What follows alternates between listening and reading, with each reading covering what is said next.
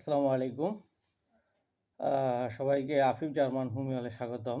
বন্ধুরা, আজকে আমরা যে রোগটি সম্পর্কে আলোচনা করব সেটা হচ্ছে আন্ত্রিক ক্ষত বা গ্যাস্ট্রিক আলসার। গ্যাস্ট্রিক আলসারের ক্ষেত্রে অনেকগুলো মেডিসিন খুব ভালো কাজ করে। তার মধ্যে হচ্ছে arsenic, phosphorus, carbo veg, lycopodium, creosote, hydrastis, আরজানাইটিকাম, হেমামিলিস, আর্নিকা, ম্যালিফোলিয়াম ইত্যাদি। যদি গ্যাস্ট্রিক আলসার হয়ে থাকে তাহলে সর্বপ্রথম যে মেডিসিনটির কথা আমরা চিন্তা করতে পারি সেটা হচ্ছে আর্সেনিক। রোগী নিদারুণভাবে দুর্বল হয়ে পড়বে, ভীষণ অস্থির এবং অতিরিক্ত মৃত্যু ভয় থাকবে। দুর্দণ্ড কথা বলা বা উঠে দাঁড়ানো তার কাছে অনেক কষ্টসাধ্য হয়ে পড়বে। তার দুর্বলতা এত বেশি বৃদ্ধি পায় যে সে তত বেশি অস্থির, তার দুর্বলতা যত বেশি বৃদ্ধি পাবে এবং সে তত বেশি অস্থির হয়ে পড়ে, ছটফট করে। আর্সেনিকের অস্থিরতা যতটা না শারীরিক, তার চেয়ে বেশি তার অস্থিরতা থাকে মানসিক। আর্সেনিকের রোগী মানসিক অস্থিরতার এমনই কাতর হয় যে সে মনে করে তার একেবারে শেষ অবস্থা, আর বাঁচার কোনো লক্ষণ নেই। মৃত্যু তার নিকটবর্তী হয়ে যায়। সে এইরকম চিন্তা করতে থাকে। আর্সেনিকের শিশুরাও ভীষণ অস্থির। সে ক্রমাগত কোল বদল করতে চায়। একবার মায়ের কোলে যায়, একবার বাবার কোলে যায়, পুনরায় আবার তার ভাই অথবা বোনের কোলে যায়। সে অস্থির হয়ে পড়ে এবং উদ্বিগ্ন হয়ে পড়ে। ঘন ঘন একটু একটু করে সে পানি পান করে। জ্বরের নিদারুণ দুর্বলতায় রোগী প্রায় মৃত্যুশয্যার মতো হয়ে পড়ে। নিচে মেঝেতে সে শুয়ে যেতে চায়। এই খাট থেকে ও খাট, এক খাট থেকে আরেক খাটে সে চলে যায়। উৎকণ্ঠা এবং অস্থিরতার রোগী যেমন ক্রমাগত স্থান বদল করতে চায়, তেমনি ক্ষণে ক্ষণে একটুখানি জলপান না করলে তার ভালো লাগে না। ভীষণ দুর্বলতা, তার সঙ্গে দারুণ অস্থিরতা, উৎকণ্ঠা, উদ্বেগ, আশঙ্কা ও মৃত্যুভয় থাকে। এর রোগী অতি খুঁতখুঁতে স্বভাবের হয়ে থাকে এবং পরিষ্কার পরিচ্ছন্ন হয়ে থাকে। মধ্যরাত এবং দিনে তার রোগের বৃদ্ধি হয়। তার রোগে প্রচুর জ্বালা থাকে এবং দুর্গন্ধ থাকে। প্রবল পিপাসা থাকে এবং ক্ষণে ক্ষণে অল্প অল্প করে সে জল পান করে। আর্সেনিকের এই যখন লক্ষণগুলো যদি থেকে থাকে এবং আরও কিছু লক্ষণ আছে, যেমন খাদ্যদ্রব্যের গন্ধ তার অসহ্য মনে হয়, শীতল জল পান করে সে, পর্যায়ক্রমে মাথা ব্যথা ও গেঁটে হয়, শোথ হয়, হাত পা মুখ চোখ সব ফোলা থাকে, শীতকাতর হয়ে থাকে এবং হাঁপানি বা শ্বাসকষ্ট থাকে, জ্বালা এবং উত্তাপে তার কিছুটা উপশম হয়। এই লক্ষণগুলো যদি থাকে, আমরা গ্যাস্ট্রিক আলসারের ক্ষেত্রে আর্সেনিক ওষুধটি প্রয়োগ করতে পারি। এরপর গ্যাস্ট্রিক আলসারের ক্ষেত্রে আরেকটি গুরুত্বপূর্ণ মেডিসিন হচ্ছে হাইডাস্টিসক্যান।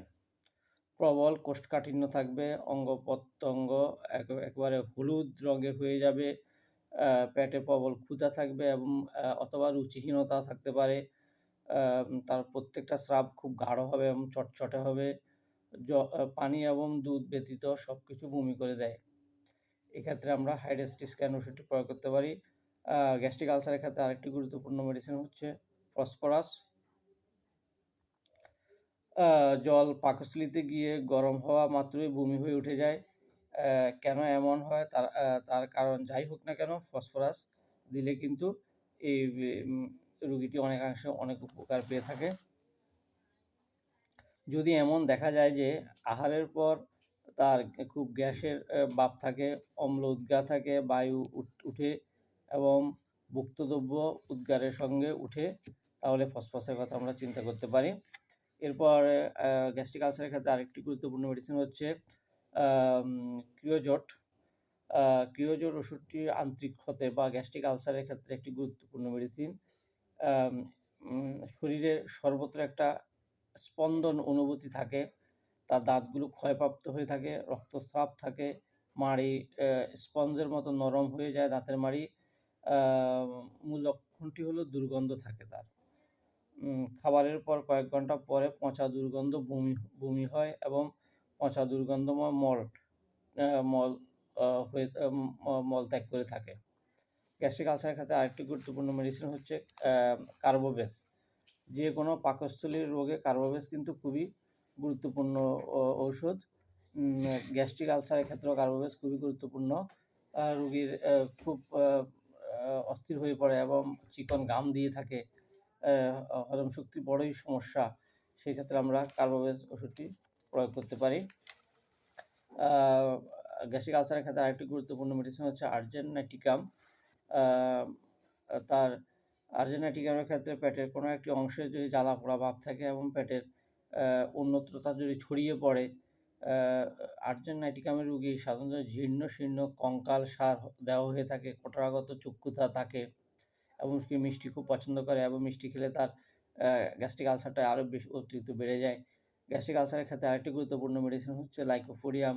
রোগী অত্যন্ত মিষ্টি খাবে এবং কৃপণ স্বভাবের হবে এবং খুবই এবং তার রোগের লক্ষণটি রাতের বিকাল ৪টা থেকে রাত ৮টার মধ্যে হয়ে থাকবে এবং তার প্রচুর পেট ফাঁপা থাকবে।